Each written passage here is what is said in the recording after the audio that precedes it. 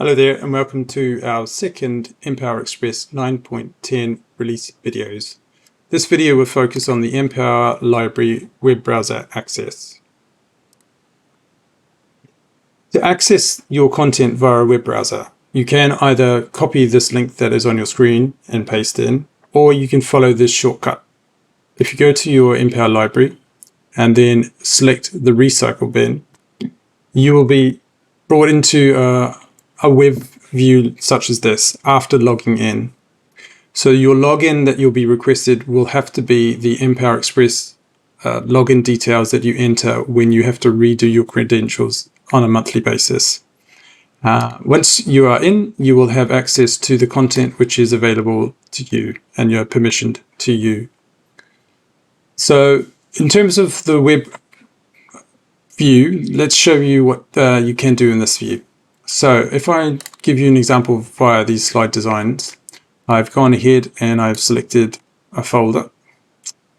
If I go to one which is a little bit more descriptive,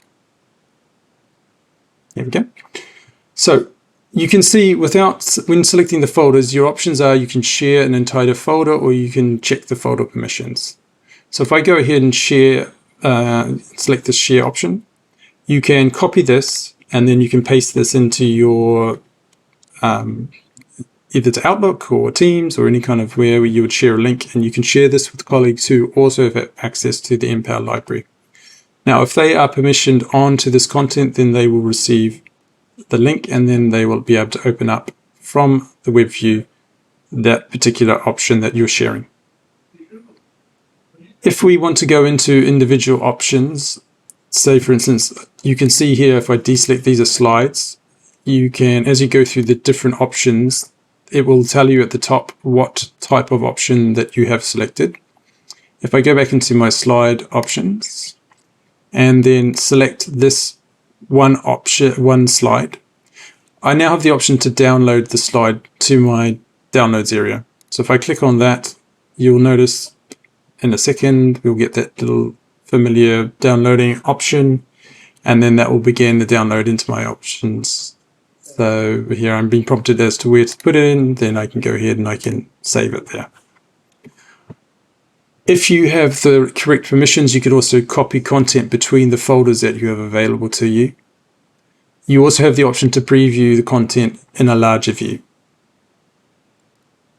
Again, you can share, as well as if there's any version history around this slide, you can go ahead and you can check which versions of a slide is available.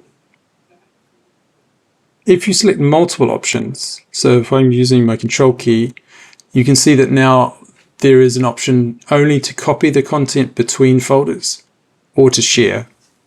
So that means if you're looking to download multiple options, you will have to do them individually. So that makes copying slides an individual task rather than something you can do as a group. Also note down here in your recycle bin, if you accidentally deleted anything, you can come into this area and you can have the option to recover that. And I'm quite sure that the recover period, I think, is 30 days. If I now have access to a presentation, if I select that presentation, you'll see there's a slightly different option because, of course, I can open this file up and that will open up PowerPoint and it'll open the file. Or I can show the individual slides because this is the front cover of multiple slides. Again, I can preview and share and copy, but if I click on the show slides just to show you that as I go into them, I can go and I can make changes. Now, in terms of some of the other options that you have available to you, if I go into, again, to my charts and dashboard, you'll see over here we have options to search within your library. So if I do, let's do infographic. And then again, just like in the library, you have the option of where you're going to search. So if I want to search just in this individual folder, the current folder, I can click that. And that'll bring back all of the options which match those search criteria using the same algorithm in the mPower library. If you expand that to also the subfolders and all items, then the options of the response that you get back will increase based on the search terms that you insert. Two other things to be aware of. Here you can change the order that you view content in your library.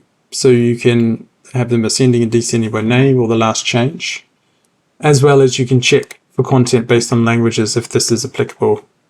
Now, as you apply filters, you'll notice that you also have the option that once they're applied, then you can deselect those filters as well, just to reset them.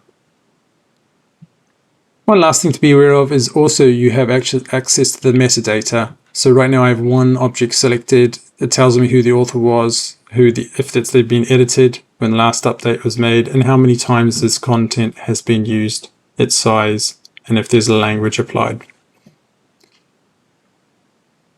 So there we have it. That is the Empower Web view that you have access now, and we are now promoting at Empower Express.